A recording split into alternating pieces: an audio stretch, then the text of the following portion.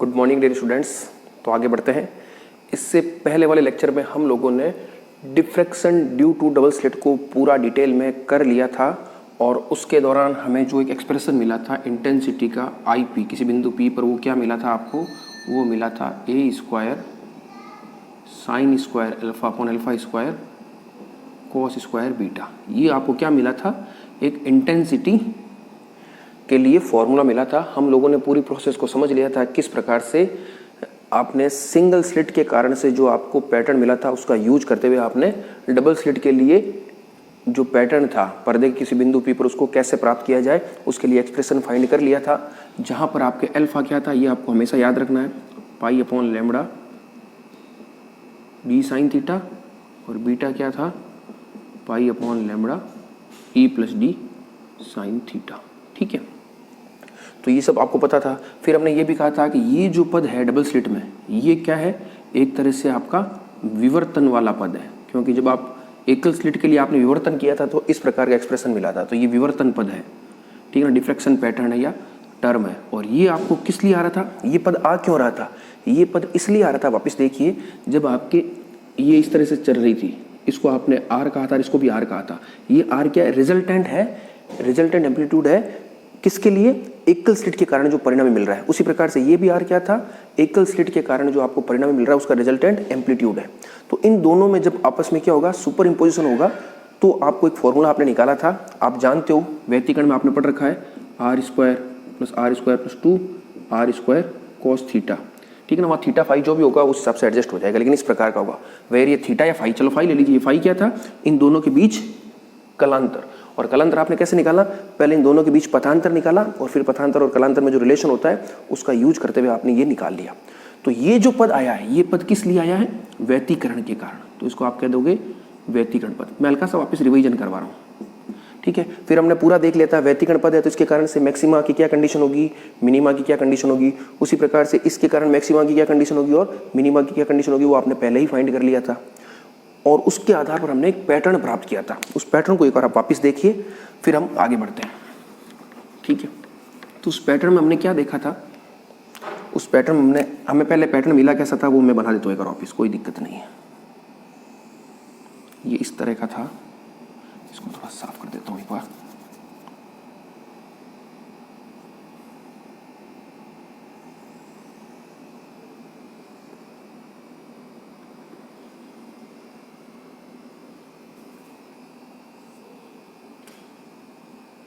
ये इस तरह का,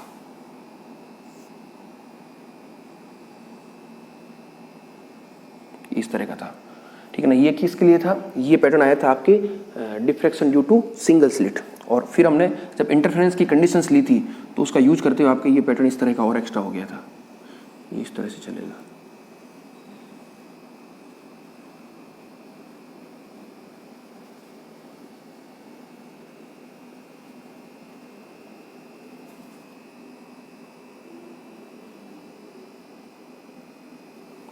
उसी प्रकार से मैं इधर भी बना देता हूँ।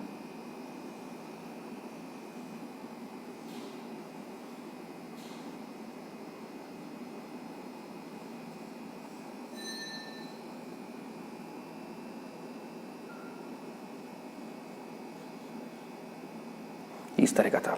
ये कैसा आया था मैंने आपको पूरा बता दिया था, ठीक है ना। किस प्रकार से ये पैटर्न आपको मिला था आपने ये देखा था कि जो आपकी, एक बार मैं लिख देता हूँ, इसमें समझ लायक क्या चीज़ थी। एक तो आपको व्यतिकरण निम्निष्ठ, विवर्तन निम्निष्ठ, दो चीज़ें इंपॉर्टेंट है वो आप ध्यान रखिए। एक तो विवर्तन निम्निष्ठ आपको कहाँ मिल रहा है, किस कंडीशन से मिला था? विवर्तन निम्निष्ठ मिल रहा था आपको D sine theta is equal to N lambda. ये आपको पता है, नहीं पता हो तो उसको वापस आप रेफर कर लीजिए, आपको पता चल जाएगा। और दूसरा व्यतिकरण उच्चिष्ट, वो भी कौन सा? सेंट्रल स्पॉट के अलावा जो अन्य उच्चिष्ट मिले, जैसे ये उच्चिष्ट है, ये उच्चिष्ट है, ये सब, ये किस से मिल रहे थे? उसकी क्या कंडीशन थी? उसकी कंडीशन थी आपकी e plus d sine theta is equal to m lambda. तो या एन कर दीजिए या एम कर दीजिए, एम और एम कुछ नहीं है, इंटीजर्स है। फिर हमने एक चीज देखी थी कि आपको पहला विवर्तन निम्निष्ठ कहाँ मिलेगा। मैं किसकी बात कर रहा हूं? मैं बात कर रहा हूं फर्स्ट विवर्तन निम्निष्ठ। वो कहाँ मिलेगा? n इजिकल टू 1 पर मिलेगा, क्योंकि n इजिकल टू 0 तो क्या है, सेंट्रल मैक्सिमा के लिए रिजर्व कर रखा है, तो n इजिकल टू 1 पर मिलेगा। तो उससे आपकी इक्वेशन क्या आ जाएगी, sine theta 1 is equal to lambda upon d. ठीक है, ये कंडीशन आएगी। फिर आपने एक चीज क्या देखी थी, फर्स्ट व्यतिकरण उच्चिष्ट। व्यतिकरण उच्चिष्ट, फर्स्ट का मतलब क्या हो जाएगा, ये जो आपका सेंट्रल है ये वाला, ये सेंट्रल, इस सेंट्रल के बाद जो आ रहा है यानी ये वाला, ये कहाँ मिलेगा आपको, ये मिलेगा आपको इसमें m इजिकल टू 1 रखिए, क्योंकि m इजिकल टू 0 नहीं रखेंगे अब यहाँ, m इजिकल टू 0 इसके लिए हो गया। तो पहला व्यतिकरण उच्चिष्ट कहाँ मिलेगा, m इजिकल टू 1 पर मिलेगा। यहाँ पर आपको पता होगा n आपने 1 2 3 इस तरह से लिए थे, और यहाँ पर m क्या लिए थे, 0 भी काउंट कर सकते हैं, क्योंकि 0 पर यहाँ पर कोई दिक्कत नहीं है, वहाँ 0 में दिक्कत थी, वहाँ अगर n 0 लेते तो निम्निष्ठ नहीं मिलता, वहाँ n इजिकल टू 0 के लिए आपको पहले से ही क्या मिल चुका है, विवर्तन उच्चिष्ट मिल चुका है। लेकिन यहाँ पर m 0 भी ले सकते हो, 1 भी ले सकते हो, 2 इसी प्रकार से कुछ भी ले सकते हो। तो व्यतिकरण उच्चिष्ट में हम फर्स्ट व्यतिकरण उच्चिष्ट की बात कर रहे हैं, तो कंफ्यूज मत होइएगा, फर्स्ट 0 पर नहीं मिलेगा, क्योंकि 0 को हमने एक नया नाम दे दिया, केंद्रीय उच्चिष्ट या मुख्य उच्चिष्ट। तो उसके बाद जो पहला व्यतिकरण उच्चिष्ट आ रहा है उसकी हम चर्चा कर रहे हैं, तो वो आपको मिलेगा m इजिकल टू 1 पर। तो यहाँ से आपके साइन थीटा 1 क्या आ जाएगा, ये आ जाएगा लैम्बडा अपॉन डी। तो मैंने आपको लास्ट टाइम बताया था, इन दोनों को जब आप कंपेयर करोगे, सॉरी ई प्लस डी, तो इन दोनों कंपेयर करोगे तो आपको पता चल जाएगा कि जो साइन थीटा, या ऐसे लिख दीजिए आप, थीटा n इजिकल टू 1 जो है वो थीटा m इजिकल टू 1 से बड़ा है, यानी जो पहला व्यतिकरण उच्चिष्ट मिल रहा है वो पहले विवर्तन निम्निष्ठ से इस तरफ, ये कौन सी साइड है, लेफ्ट हैंड साइड, ठीक है ना, लेफ्ट हैंड साइड, यानी इससे पहले मिल जाएगा। कहने का मतलब है कि ये आपका ऐसा भी हो सकता था, देखिए आप एक बार, जैसे मान लो ये विवर्तन पद है आपका, ठीक है ना, इस तरह से मैं 1 2 ही बनाता हूँ, तो हो सकता है व्यतिकरण आपको ऐसी प्रकार का मिल जाता और फिर अगला वहां मिलता, ऐसा नहीं है। व्यतिकरण का जो पहला उच्चिष्ट है वो इस निम्निष्ठ से पहले मिलेगा, तो ये इस प्रकार से मिल जाएगा। समझ गया आप इस चीज को, ये केवल रिवीजन था जो मैंने आपको बता दिया। आज हम क्या करेंगे, न्यूमेरिकल प्रैक्टिस करेंगे, वेरी इंपॉर्टेंट है। लास्ट लेक्चर में मैंने आपको बता भी दिया था, कंडीशंस ऑफ मिसिंग ऑर्डर, वो क्या था उसको आप बहुत अच्छे से देखिए, ये आपके एग्जाम में न्यूमेरिकल्स पूछा जाता है, ठीक है ना। तो मैं उसको एक और बता देता हूँ क्या मामला है। कंडीशन ऑफ मिसिंग ऑर्डर, आपको ये पता है व्यतिकरण पद अपने हिसाब से चल रहा है, विवर्तन पद अपने हिसाब से चल रहा है, और ये जो आपको पैटर्न मिला है एक तरह का क्या मिला है, रिजल्टेंट मिला है। तो अब मैंने यहाँ देखो, यहाँ व्यतिकरण उच्चिष्ट हो सकता था लेकिन नहीं हुआ। क्यों नहीं हुआ, क्योंकि यहाँ ये जो मान है, यह मान या यह स्थान जो है वो पहले से ही विवर्तन निम्निष्ठ के लिए क्या है, रिजर्व है। और आपको पता है ये पैटर्न जब व्यतिकरण चलेगा तो हो सकता है कुछ ऐसे मान आपको मिले कि इस स्थिति में आपको उच्चिष्ट मिल जाए। न्यूमेरिकली तो आपको मिल जाएगा लेकिन वो फिजिकली एक्सेप्टेबल नहीं हुआ। याद रखिए, न्यूमेरिकली तो आपको निश्चित रूप से ऐसा मान मिलेगा कि यहाँ पर आपको व्यतिकरण उच्चिष्ट है, लेकिन वो फिजिकली एक्सेप्टेबल हो नहीं सकता। ठीक है, क्यों? क्योंकि ये आप एक्सप्लेन किसके आधार पर कर रहे हो, ये एक्सप्लेन जो भी हम थ्योरी पढ़ रहे हैं वो एक्सपेरिमेंट परफॉर्म किया गया है, diffraction due to double slit, आपने पूरा देखा है, आपको एक पैटर्न मिला है। अब जो पैटर्न मिला है उसको आप कैसे एक्सप्लेन करोगे, तो ये एक्सप्लेन करने का तरीका है, हम उसको नकार नहीं सकते। अर्थात अगर यहाँ पर आपको व्यतिकरण उच्चिष्ट नहीं मिल रहा है, थियोरेटिकली तो मिल जाएगा लेकिन एक्सपेरिमेंटल नहीं मिल रहा है, तो उसको एक्सप्लेन करने का क्या तरीका है, आप ये कह दोगे कंडीशन ऑफ मिसिंग ऑर्डर, यानी चूंकि यहाँ पर व्यतिकरण विवर्तन निम्निष्ठ मिल रहा है इसलिए इस स्थान पर आपको व्यतिकरण उच्चिष्ट नहीं मिल सकता। और कंडीशन वही है, दोनों को बराबर कर दीजिए। बराबर क्या हो जाएगा, एक कंडीशन तो आपकी sine theta n is equal to N lambda, और एक है sine theta m is equal to m lambda. तो जैसे आप इन दोनों को बराबर, साइन थीटा तो कैंसिल हो जाएगा, ठीक है ना। आप उसको एन में कन्फ्यूज मत होइए, कोई दिक्कत नहीं, एंगल है वो तो यहाँ से आ जाएगा आपके d upon e plus d is equal to n upon m. ठीक है, इस इक्वेशन को आप कहते हो कंडीशन ऑफ मिसिंग ऑर्डर। अब इस इक्वेशन का यूज कैसे करते हैं वो मैं आपको एक न्यूमेरिकल बताता हूँ, उस न्यूमेरिकल को आप बड़े ध्यान से देखिए, आपको एकदम आराम से पता चल जाएगा, क्योंकि बिना न्यूमेरिकल प्रैक्टिस के वो चीज़ इतनी आसानी से समझ में नहीं आएगी। तो देखते हैं न्यूमेरिकल को। तो देखिए मैंने एक न्यूमेरिकल लिखा है, इसको हम सॉल्व करेंगे तो आराम से वो कंडीशन ऑफ मिसिंग ऑर्डर जो है आपको आसानी से समझ में आ जाएगी। तो इसको एक बार मैं पढ़ता हूँ और बताता हूँ कैसे करना है। क्वेश्चन क्या है, क्वेश्चन कह रहा है 5500 एंगस्ट्रॉम तरंग दैर्ध्य का एक प्रकाश एक द्विस्लिट पर आपतित होता है, यानी एक सोर्स है, आपका डायग्राम फिक्स है, ये सोर्स था, तो इससे जो प्रकाश निकल रहा है उसकी तरंग दैर्ध्य आपको दे रखी है। ठीक है, फिर कह रहा है यदि प्रत्येक स्लिट की चौड़ाई 2.2 × 10⁻⁶ मीटर है, यानी स्लिट की चौड़ाई दी है। जो आपकी ऐसी स्लिट थी तो ये जो डिस्टेंस है वो क्या है आपकी डी है, वो दे रखी है कितनी, वो दे रखी है आपकी 2.2 × 10⁻⁶ मीटर, तथा उनके मध्य अपारदर्शी भाग की चौड़ाई। अब अपारदर्शी भाग कौन सा, इधर देखिए आप, ये आपने इस तरह से स्लिटें बनाई थी ये, ठीक है ना, तो ये क्या है उनके मध्य अपारदर्शी भाग है, ठीक है ना, जिसको आपने क्या कहा था, ई कहा था, याद रखिए। और ये क्या आपका डी है, ये भी क्या है डी है, तो ये ई दे रखा है, ये जो डिस्टेंस दे रखी है वो क्या दे रखी है, ई दे रखी है। तो इसको भी आप नोट कर लीजिए, e is equal to 4.4 × 10⁻⁶ metre हो तो लुप्त व्यतिकरण उच्चिष्टों की क्रम संख्या ज्ञात कीजिए। मैंने आपको पहले ही बताया था कि जब आप किसी डबल स्लिट पर कोई प्रकाश आपतित हो रहा है तो उसमें आपको विवर्तन पद भी मिलेगा और व्यतिकरण पद भी मिलेगा। कैसे मिलेगा वो पूरा मैथमेटिकल एनालिसिस हमने देख लिया था। और जो रिजल्टेंट मिलेगा उसमें आपको एक विशिष्ट प्रकार का पैटर्न मिलेगा जिसमें व्यतिकरण के कारण, ठीक है ना, व्यतिकरण के कारण भी पद मिल रहे थे और विवर्तन के कारण भी पद मिल रहे थे, और जो पैटर्न था वो इन दोनों का एक सम्मिलित रूप था।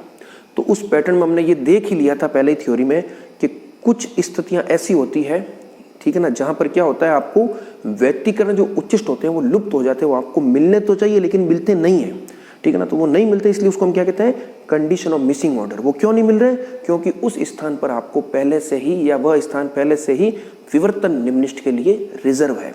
तो किस क्रम के, क्योंकि मैंने आपको बताया था देखो ऐसे कि जैसे ये पद था, ये पहला विवर्तन निम्निष्ठ है, तो हो सकता है इसके बीच में ये कितने व्यतिकरण उच्चिष्ट होंगे हमें नहीं पता, 1 2 4 5 10 कितने भी हो सकते हैं। तो कौन से क्रम वाला विलुप्त होगा, दूसरा विलुप्त होगा या तीसरा विलुप्त होगा या चौथा होगा, तो वो हम अभी कैलकुलेट करेंगे, ठीक है ना। तो वो कैसे कैलकुलेट करेंगे, कंडीशन ऑफ मिसिंग ऑर्डर के लिए जो आपने एक फॉर्मूला निकाला था या एक जो कंडीशन निकाली थी उसका हम यूज करेंगे। अब लुप्त होने का मतलब क्या है कि एक ही स्थान पर वो दोनों मिल रहे हैं, तभी तो एक लुप्त होगा और एक रह जाएगा। तो एक ही स्थान पर अगर दोनों मिल रहे हैं तो उसके लिए थीटा क्या होगा मुझे बताइए। हम जो ये डायग्राम बनाते थे, इस डायग्राम हम थीटा ही तो ले रहे थे, इस तरह से देखो,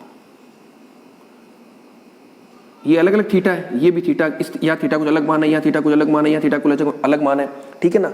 तो हम बात कर रहे हैं कि इस स्थान पर क्या है, अगर विवर्तन निम्निष्ठ है तो व्यतिकरण उच्चिष्ट विलुप्त होंगे।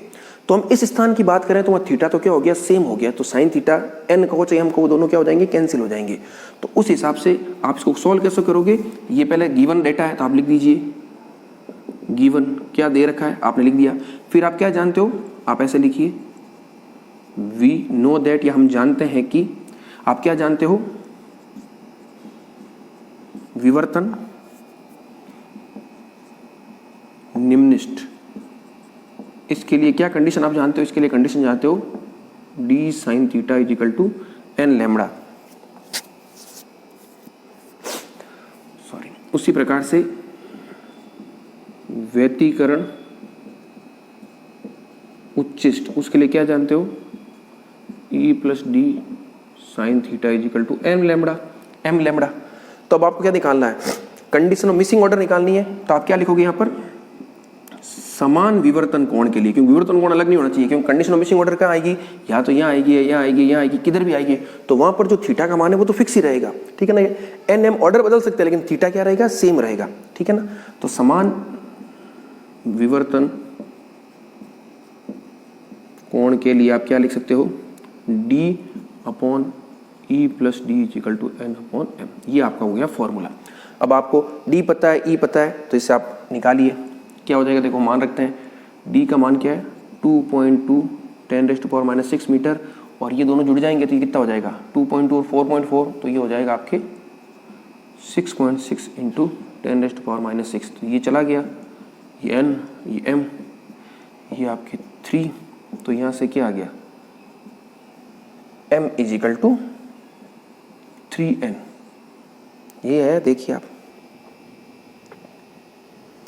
d e प्लस डी, ठीक है, d ये हो गया, ये यहाँ पर ये हो गया, और ये आपका n अपॉन m, ठीक है, ये 3 हो गया, तो m is equal to 3n। तो अब देखिए आप, इसका मतलब क्या है कि आप n का मान रखोगे, n का मान क्या होगा, n यहाँ से क्या हो सकता है, n 1 2 3 कुछ भी हो सकता है, m क्या हो सकता है, 0, तो हम यहाँ ले लीजिए, चलो 0 1 2 3, और 0 किसके लिए है, सेंट्रल मैक्सिमा के रिजर्व है।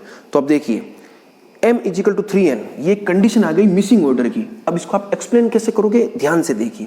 मैं बात कर रहा हूँ जैसे n इजिकल टू मैंने 1 ले लिया तो m का मान क्या आ गया, 3 आ गया। n इजिकल टू मैंने 2 ले लिया तो m का मान क्या आ गया, 6 आ गया।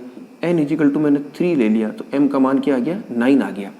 तो ये कंडीशन किससे आई है कि इस क्रम के, यानी तीसरा, छठा, नवा, उसी प्रकार से आगे 12वां, ये क्रम के जो व्यतिकरण उच्चिष्ट होंगे वो आपको कहां पर मिल रहे हैं, प्रथम विवर्तन निम्निष्ठ पर, द्वितीय विवर्तन निम्निष्ठ पर और तृतीय विवर्तन निम्निष्ठ पर मिल रहे हैं।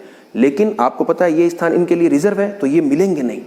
तो क्वेश्चन आपसे क्या पूछा है, लुप्त व्यतिकरण उच्चिष्टों की क्रम संख्या ज्ञात कीजिए। तो उनकी क्रम संख्या क्या हो जाएगी, तीसरा, छठा, नवा, इसी प्रकार से ये।